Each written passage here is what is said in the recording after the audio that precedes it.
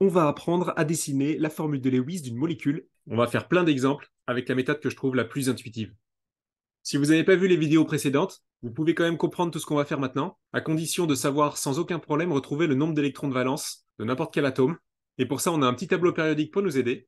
Il suffit de compter à combien de cases on est sur la ligne. Le carbone est à la 4e case, donc 4 électrons de valence. L'azote, 5e case, donc 5 électrons de valence, etc.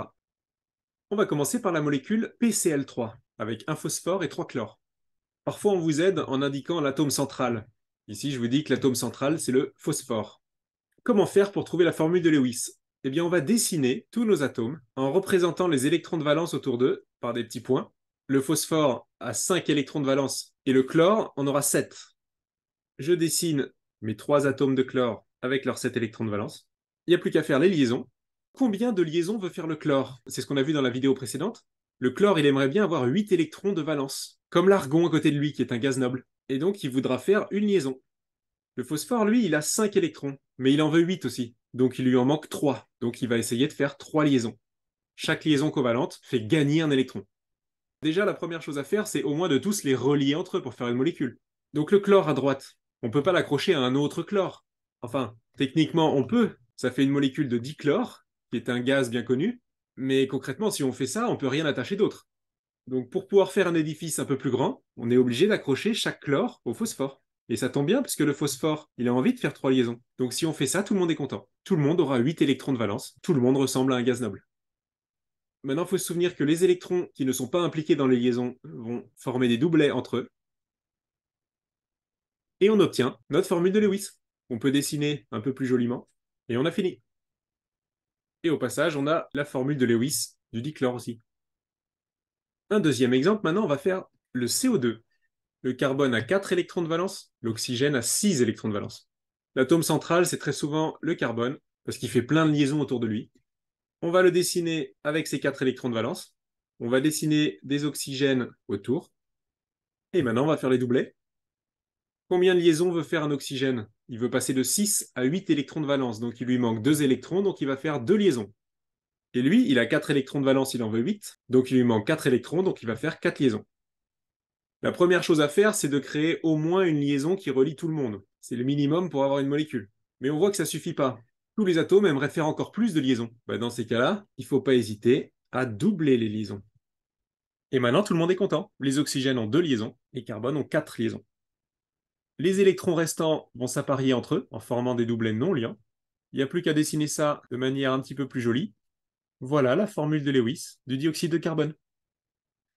Vous aurez besoin d'aller parfois jusqu'à la triple liaison. Dans la molécule d'acide cyanhydrique, HCN par exemple, il faudra une triple liaison carbone-azote. Maintenant, on va passer au niveau supérieur. On va s'intéresser à des molécules chargées, donc des molécules ioniques en fait. Et ça va être intéressant de comparer H2O, HO- et H3O+. H2O, on l'a déjà fait dans une vidéo précédente. Voilà sa formule de Lewis. Et maintenant, on va faire HO-. L'hydrogène a 1 électron de valence, l'oxygène en a 6 d'après notre tableau. Mais ça, c'est le nombre d'électrons de valence des atomes quand ils sont neutres. Qu'est-ce que ça change qu'il y ait une charge moins? Ça veut dire qu'il y a un électron supplémentaire en excès par rapport à l'atome neutre. Et donc cet électron supplémentaire, il faut penser à le rajouter. C'est l'atome d'oxygène qui porte la charge moins, c'est lui qui a un électron supplémentaire autour de lui. Le reste, c'est comme avant, on va établir les liaisons, on va faire une liaison HO, et ça suffit pour que tout le monde soit content. Parce que l'hydrogène maintenant se retrouve avec 2 électrons autour de lui, comme l'hélium. Je vous rappelle que les électrons des liaisons sont partagés, sont mis en commun. Et l'oxygène, il se retrouve avec 8 électrons autour de lui, comme le néon. Tout le monde est content, pas besoin de former de liaisons supplémentaires. Les électrons restants vont s'apparier entre eux, autour de l'oxygène, et on redessine ça plus joliment, sans oublier d'indiquer la charge moins, qui doit apparaître aussi sur une formule de Lewis. Voilà pour HO-.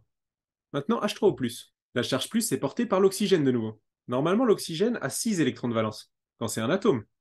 Mais là, à cause de la charge plus, il en a un en moins. Une charge plus, ça veut dire qu'un électron a été arraché.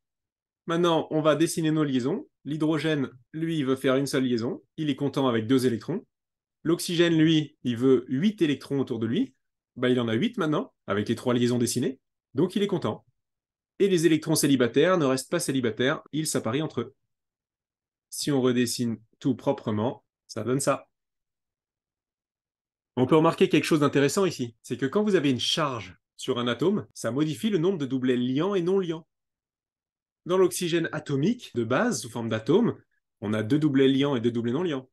Mais sous forme anionique, au moins, il a un doublet liant et 3 doublets non liants, alors que sous forme cationique, il a 3 doublets liants et un doublet non liant. À chaque fois qu'on a une charge, ça modifie votre nombre de doublets de une unité. Au passage, ces deux ions qu'on a étudiés sont importants, on les rencontre très souvent. C'est l'ion hydroxyde et l'ion oxonium. Pour ceux qui ont déjà vu les acides et les bases, ce sont les espèces conjuguées de l'eau. Allez, un peu plus compliqué maintenant, ce qui va vous donner des cauchemars, ce sont les ions polyatomiques. Par exemple, l'ion carbonate, qu'on trouve dans le calcaire, qui est du carbonate de calcium. Le carbone a 4 électrons de valence, l'oxygène 6. Comme souvent, le carbone va être l'atome central.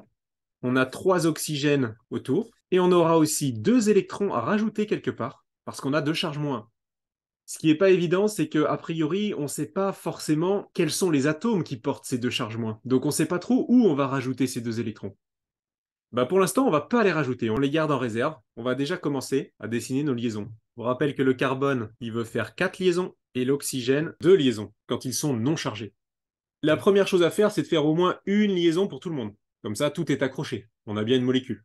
Bon, mais là, on voit tout de suite que ce sera impossible d'avoir 2 liaisons pour chaque oxygène, et 4 liaisons pour le carbone, si on se contente des électrons qu'on a dessinés en bleu. On va donc rajouter nos 2 électrons en réserve. Si on essaye de les rajouter sur l'atome de carbone central, on pourrait se dire que c'est génial, parce que nos oxygènes, ils peuvent tous faire 2 liaisons, ils sont tous contents. Oui, mais on se retrouve avec un carbone qui a 6 doublets autour de lui, donc 12 électrons de valence. C'est pas possible, parce que le carbone, lui, veut ressembler au néon, qui a 8 électrons de valence, donc 4 doublets. D'ailleurs, l'oxygène aussi, il veut 4 doublets, il veut aussi ressembler au néon. Alors il faut tester autre chose. Alors une autre possibilité, ce serait de mettre les 2 électrons sur un atome d'oxygène. Mais là aussi, on a un problème, c'est que cet oxygène-là, du coup, il a déjà 8 électrons autour de lui de base, donc il n'a pas du tout envie de faire de liaison. En fait, on obtient un ion O2- qui a 4 doublets non liants autour de lui. Il n'a pas du tout envie de s'accrocher au carbone. Donc on ne peut pas fabriquer notre molécule.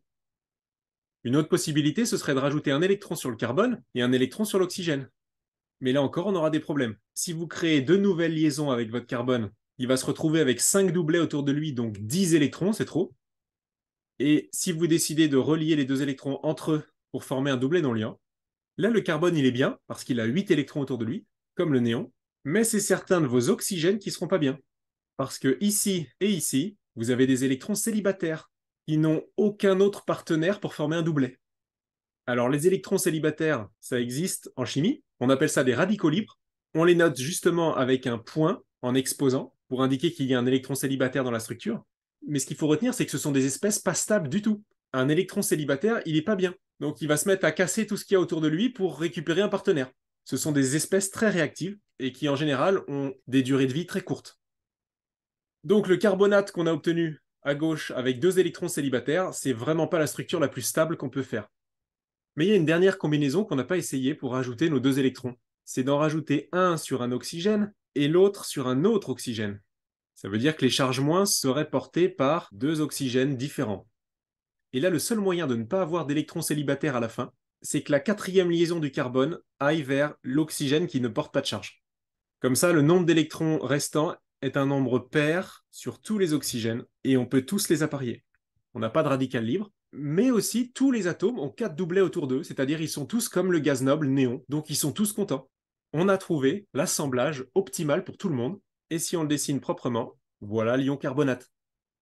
Vous voyez, ça peut vite devenir l'enfer avec les ions polyatomiques, parce qu'on est amené à tester plusieurs possibilités et à les éliminer au fur et à mesure pour trouver celle qui est la plus stable, la plus probable. Une dernière remarque pour ceux qui sont en post-bac aussi, notamment en première année de médecine, vous rencontrez ce qu'on appelle l'hypervalence, qui concerne les éléments à partir du phosphore, notamment phosphore, soufre et chlore, et qui permet de comprendre comment on peut obtenir la molécule qui est dans la miniature de cette vidéo. C'est l'acide sulfurique, H2SO4, et on se rend compte de quelque chose de bizarre, c'est que l'atome de soufre possède 6 doublets autour de lui, donc 12 électrons de valence. Alors que normalement, le soufre, il veut ressembler à l'argon, qui a 8 électrons de valence. Donc il y a trop d'électrons de valence autour du soufre dans cette molécule. Pourtant, elle existe. Je suis désolé, en chimie, il y a tout le temps des exceptions. C'est ça l'hypervalence, c'est certains atomes à partir du phosphore qui peuvent avoir plus d'électrons de valence que prévu.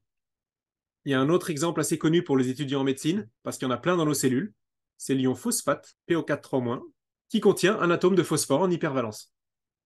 Bon, il y a quand même une logique qui se cache derrière, hein. Si on met en valeur les 5 électrons de valence qu'on avait à l'origine sur notre atome de phosphore, on comprend un peu ce qui se passe. On a ces 2 électrons en haut, qui normalement auraient dû former un doublet non liant sur le phosphore, mais en fait ce doublet non liant s'est cassé en 2 pour former 2 doublets liants à la place. C'est exactement pareil pour le soufre à gauche. Normalement, un atome de soufre a 2 doublets liants, mais ils peuvent se casser, ce qui permet au soufre d'avoir jusqu'à 6 doublets liants autour de lui. Si vous êtes au lycée, c'est complètement hors programme. C'est une petite subtilité qu'on apprend plus tard.